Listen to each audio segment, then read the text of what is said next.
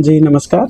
क्या कुछ सुविधाएं आप यहाँ पेशेंट को उपलब्ध करवाते हैं? हाँ, हमारे मॉम्स केयर में जो सुविधाएं हैं जैसे स्पेशल एजुकेशन की है, स्पीच थेरेपी की है, ऑक्यूपेशनल थेरेपी है, वॉइस थेरेपी की है, फिजियोथेरेपी की सुविधा और फटीगो रिहैबिलिटेशन की सुविधा है जो पूरे बिहार और पटना में सिर्फ मेरे यहाँ ही है।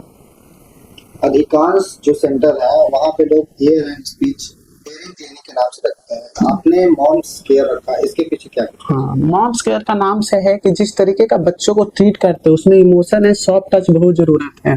कोई भी बच्चे जब हमारे यहाँ एडमिशन लेते हैं तो जो ऐसे फैमिली ट्रीट करते हैं, कोई मेरे फैमिली के बच्चे हैं, यही पर्पस है कि हमने मॉम्स केयर किया है। दूसरी बात हेयरिंग, ऑलरेडी मेरे और भी क्लिनिक चलते हैं, care of balance speech and hearing, जहाँ पे डेडिकेटेड हेयरिंग रिलेटेड और वर्टिगो रिलेटेड वर्क होती है। आप कब से सेंटर चला रहे हैं कि जनरली लोग अगर जाते हैं डॉक्टर के पास तो उनका जी। एक्सपीरियंस देखते हैं? तकरीबन हम 2 साल से प्राइवेट प्रैक्टिस कर रहे हैं, 2 साल से क्लिनिक चल रहा है। Care of balance speech and hearing जो कंकरबाग क्लिनिक है वो पिछले 2 साल से चल रही है।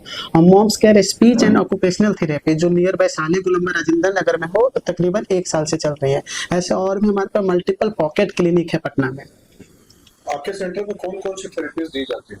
हमारे यहाँ डेडिकेटेड जो थेरेपी होती है, ऑक्यूपेशनल थेरेपी होती है, स्पीच थेरेपी होती है, फिजियोथेरेपी होती है, वर्टिगो रिहैबिलिटेशन थेरेपी होती है डेडिकेटेड। स्पीच थेरेपी और ऑक्यूपेशनल थेरेपी में क्या डिफरेंस है? जी, ये बहुत अच्छा क्वेश्चन है कि स्पीच थेरेपी और ऑक्यूपेशनल थेरेपी में सबसे बड़ा डिफरेंट है और सबसे ज्यादा जो पेरेंट्स गलती करते हैं यही पे गलती करते हैं कि ऑक्यूपेशनल थेरेपी मतलब लोग पेरेंट्स ये समझते हैं कि फिजियोथेरेपी ऑक्यूपेशनल थेरेपी मतलब कुछ भी थेरेपी, बट सब चीज अलग है। फिजियो अब किसी तरह का पेन है तो फिजियोथेरेपिस्ट का, किसी तरह का मसल टेंशन है, स्टिफनेस है, पेन है, तब हम फिजियोथेरेपी से कंसल्ट करते हैं। ऑक्यूपेशनल थेरेपी बच्चों में फाइन मोटर के स्किल्स खराब है, ग्रॉस मोटर के स्किल्स खराब है, बिहेवियरल इशू है, सेंसरी इंटीग्रेशन है, बच्चा पिकी ईटर है, लाइक कोई चुनिंदा चीजें खाता है, ग्लू टाइप है तो नहीं खाएगा, और बिहेवियरल इशू है, तब हम ऑक्यूपेशनल थेरेपी से कंसल्ट करते हैं। अब यहाँ पर रहा रोल कि स्पीच थेरेपिस्ट का क्या रोल है।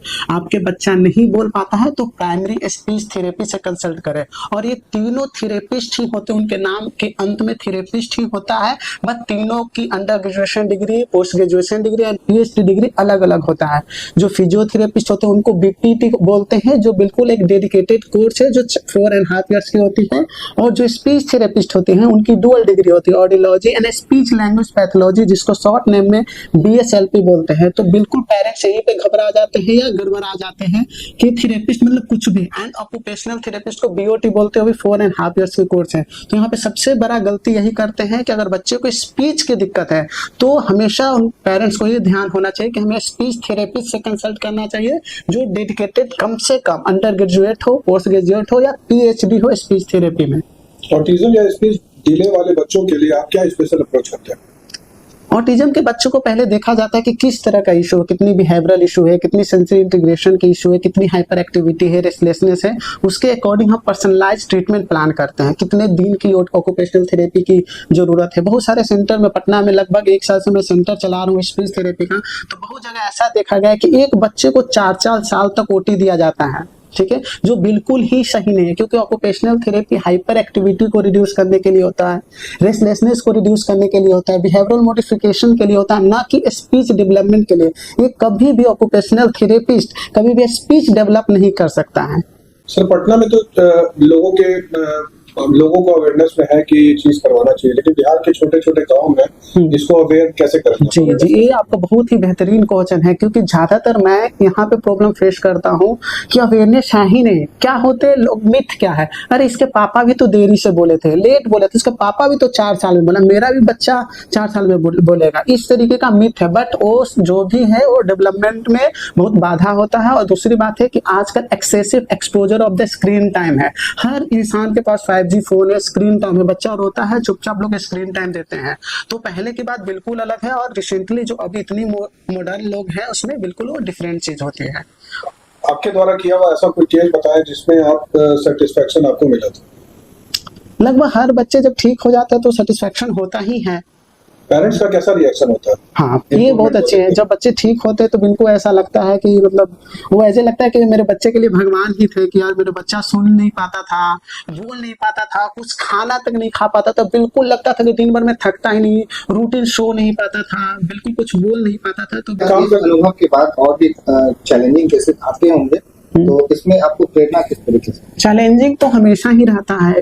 अगर आप प्राइवेट प्रैक्टिस में है तो सबसे बड़ा चैलेंजिंग कन्विंस करना this is a rehabilitation not a pharmacological and the surgical treatment. तो रिहैबिलिटेशन में पेशेंट को सबसे ज्यादा पेशेंस की जरूरत होता है।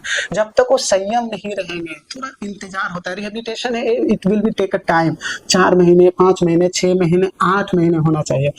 और भी बहुत कुछ चैलेंजिंग है कि पटने में जितने भी पेरेंट्स हो उन्होंने कभी डॉक्टर से पूछा नहीं कि आपके पास लाइसेंस होल्डर हैं, आप एक रजिस्टर्ड डॉक्टर हैं कि नहीं। तो बिल्कुल ही पटना में भटकता है। उसे भी मैं चैलेंज ही मानता हूं कि आपने किसी भी थेरेपिस्ट को पैसे दिए, पैसे तो लाइफ में आ जाएंगे चले जाएंगे, बट आपके बच्चे का अगर एज निकल गया ट्रीटमेंट में तो फिर उसे हम रिवर्स में जाकर ट्रीटमेंट नहीं। तो ये मुझे ऐसे चैलेंज ही मानते हैं कि कोई भी पेरेंट्स अगर डॉक्टर के पास जाए तो सबसे पहले उनका ये क्वेरी होना चाहिए कि आपके पास लाइसेंस है क्या, आप एक रजिस्टर्ड डॉक्टर है क्या, आप क्या कम से कम ग्रेजुएशन आपके पास है क्या आपने पीजी किया है क्या। ये सबसे पहले एज ए अवेयरनेस और मेरे लिए तो बिल्कुल ही चैलेंजिंग है। थेरेपी का ड्यूरेशन कितना होता है, कितने दिनों में ये फिर से करवाना होता है या कितने बार आना पड़ता है? जी ड्यूरेशन तो अलग अलग थेरेपी प्लान पे होते हैं। जैसे एक बच्चे का अगर स्पेशल एजुकेशन हो रहा है, ऑक्यूपेशनल थेरेपी हो रहा है, स्पीच थेरेपी हो रहा है तो सबका ड्यूरेशन अलग अलग ही होता है। लेकिन मोस्टली एक थेरेपी जो चलती है जैसे स्पीच चल रही है तो 45 मिनट का सेशन होती है। इतने थेरेपी के बारे में आपने बताया तो ये बताएं कि इसमें फीस जो है मतलब चार्जेस कितने लगते हैं? जी बिल्कुल पटना के अकॉर्डिंग तो मुझे नहीं लगता है कि एक सस्ता ट्रीटमेंट है, महंगा ही ट्रीटमेंट है।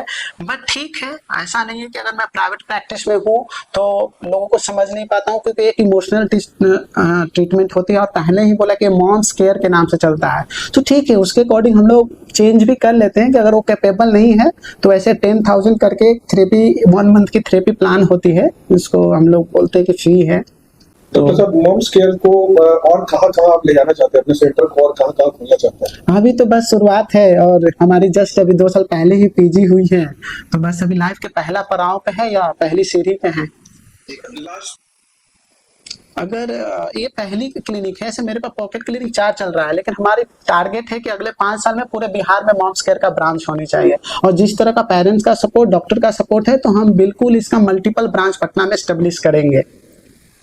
आखिरी क्वेश्चन ये होगा कि आप पेरेंट्स एंड सोसाइटी को क्या कुछ अपने तरफ से मैसेज देना चाहेंगे, लोग अवेयर भी हो और समय रहते इलाज करें? जी एक बहुत ही बेहतरीन क्वेश्चन है क्योंकि अवेयरनेस बहुत जरूरी है। आपको तो सबसे पहले ये जानना होना चाहिए कि क्या डेवलपमेंटल माइलस्टोन है। लगभग जो पढ़े लिखे नहीं भी होते उनको भी मालूम है कि बच्चा 14 से 15 महीने का होता है तो कुछ ना कुछ बोलने लगता है, बिहेवियरल इशू दिखने लगता है, फिर भी वो जो इग्नोरेंस करते हैं कि नहीं नहीं ये बोलेगा, लेट बोलेगा। ये सबसे पहला है कि आप इग्नोर करके बच्चों का एज, डेवलपमेंटल एज को आप क्रॉस कर रहे हैं। दूसरा सबसे बड़ी चैलेंजिंग है कि जब आप डॉक्टर के पास गए और उन्होंने आपको कन्विंस किया कि नहीं आपको स्पीच थेरेपी से कंसल्टेशन करना चाहिए, स्पीच थेरेपी कराना चाहिए, वहां पे भी इग्नोर कर देते हैं, ट्रीटमेंट महंगा है, ये भी है, इस तरीके का वो करते हैं। तीसरी सबसे बड़ी बात है कि कोई भी जो प्रोफेशनल से ट्रीटमेंट कराते हैं वो एकदम रजिस्टर्ड ट्रीटमेंट नहीं करा पाते, वो पूछ ही नहीं पाते डॉक्टर से कि मेरा डॉक्टर रजिस्टर्ड है कि नहीं है। तो सबसे अनअवेयर है कि आप ट्रीटमेंट कराएं लेकिन अच्छे डॉक्टर से नहीं, तो आपका बाबू का एज भी गया और दूसरी बात आप फाइनेंशियली या जो आपका एसेट का लॉस हुआ वो सेकेंडरी या टर्सरी तो है ही। Thank you.